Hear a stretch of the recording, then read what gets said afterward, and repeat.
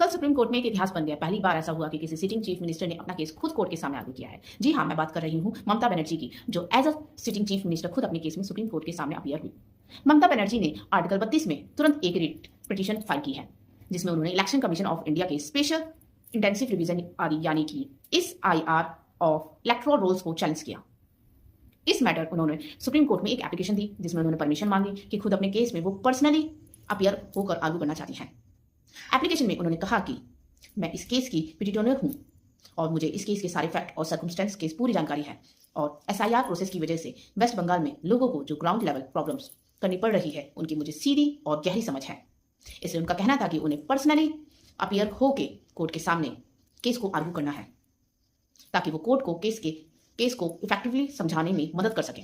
उन्होंने भी कहा कि वो सुप्रीम कोर्ट के डिकोरम प्रोसीजर और रूल में पूरी तरीके से वाकिफ हैं और वो उसका पूरी तरह से पालन भी करेंगी। इंटरेस्टिंग बात यह है कि ममता बनर्जी खुद लॉ की पढ़ाई भी करी हुई है, लेकिन इस पूरे मामले में एक बड़ा सवाल खड़ा होता है कि क्या कोई भी पर्सन इंडिया में अपना केस खुद ही आर्ग्यू कर सकता है? जवाब है हाँ, बिल्कुल कर सकता है कि इसे ही हम अपीयरिंग इन पर्सन या पार्टी इन पर्सन, लेकिन इसके लिए आपको कोर्ट में पहली एक एप्लीकेशन देनी होती है। सेक्शन 32 एडवोकेट्स एक्ट के अंदर एप्लीकेशन में आपको बताना होता है कि आपने क्यों पिटीशन फाइल की है और इस मैटर में खुद अपीयर होकर आर्ग्यू करना चाहते हैं। साथ ही यह भी बताना होता है कि आप खुद ही इसको आर्ग्यू करना चाहते हैं, क्योंकि अगर आप अपने केस में खुद आर्ग्यू करते हैं तो आपको कोर्ट के रूल्स और डेकोरम को पालन करना पड़ता है। लीगल प्रोसीड्यूर के बेसिक अंडरस्टैंडिंग आपके पास होनी चाहिए।